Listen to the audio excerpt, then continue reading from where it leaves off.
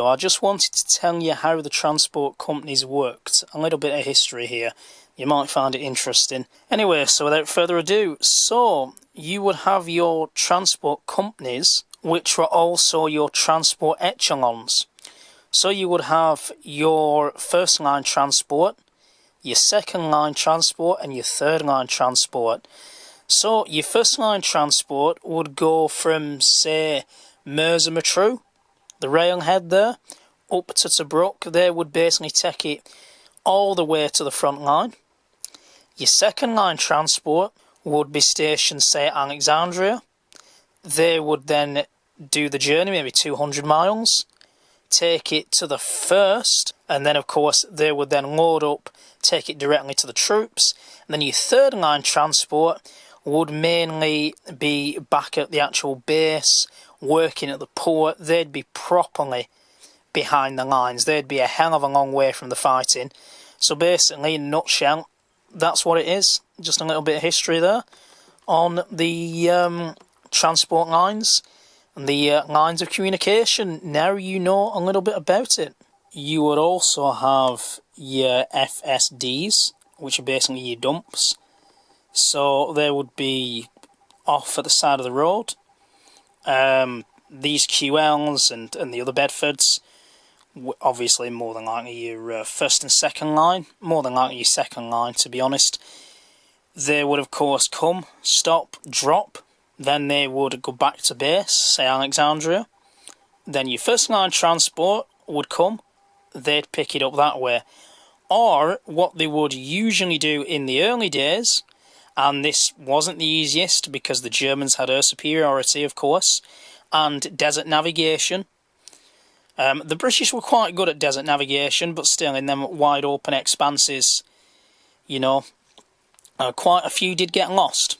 Quite a few did become detached from the companies and get lost, and that's why they carried 3 days rations with them in the trucks. So they would come up to an empty part of the desert. The first line would be head on, so just say that they'd be the way where this QL is facing now. Your second line, just say my hand was a QL, they would then be head on. They would be, you know, a distance apart because of air attack. They'd probably be scattered as well. So then your drivers and your RASC officers, your staff basically, who you had with the company, they would then get out. So this QL would then unload its supplies in the desert, and all of your other trucks would do the same. So this would be your second line transport. Then they would turn around and then they'd go back. So your convoy leader, before this would happen, he would come, meet the second line's convoy leader, and then they would make the plan. Of course, the plan was all the same every time, especially in the early days. And then they would unload, of course, the second line, as we've just said. Then the first line, so just say that was one of the first line trucks, they would then come forward, stop, and then they would load what the second line has just unloaded in the desert. It would take quite a while, especially under them very hot conditions and possibly enemy air attack as well. You've always got that threat. And then they would load up and then they would head, say, towards Tobruk. So that's how they would do it in the early days. Quite fascinating, really, to know. And another thing to know as well, especially when there was lack of transport in the desert, which unfortunately, again, towards the early stages, there certainly was, and these QLs came out in 1941, and the Desert War started on the 10th of June 1940 to the 13th of May 1943. So these would usually be overloaded. So these would be usually what they call 3-tonners. And then you would maybe be able to put, I don't know, maybe another 3 tons in. But unfortunately, because of the supply situation became that drastic, they would overload these.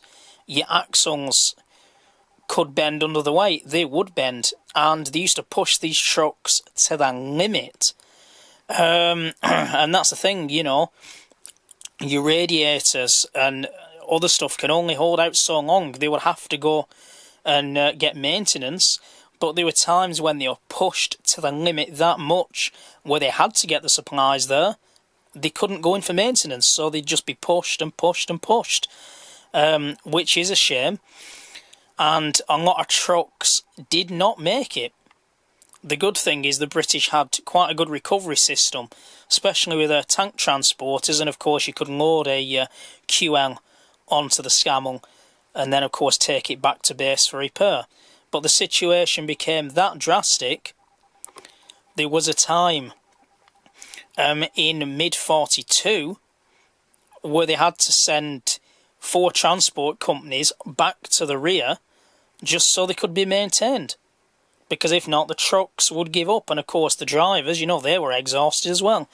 Another thing as well, before we end what I want to actually tell you, that I only learned earlier this year, is the QL. Of course, there were minefields in the desert, and to protect themselves, and I don't really think this would have worked very well. I don't know.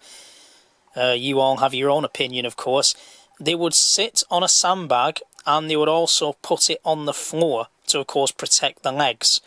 So in the event, if they did run over a mine, would it protect them? Well, they'd sure hope so, wouldn't they? If it was an anti-tank mine, this isn't armoured, this is a soft skin.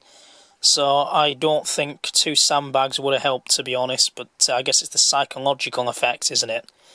But of course, now you know a bit more about the war in the desert, the RASC, life on supply line, and hopefully I can bring more of that to you in the near future. But yeah, it definitely is a 5 out of 5, this.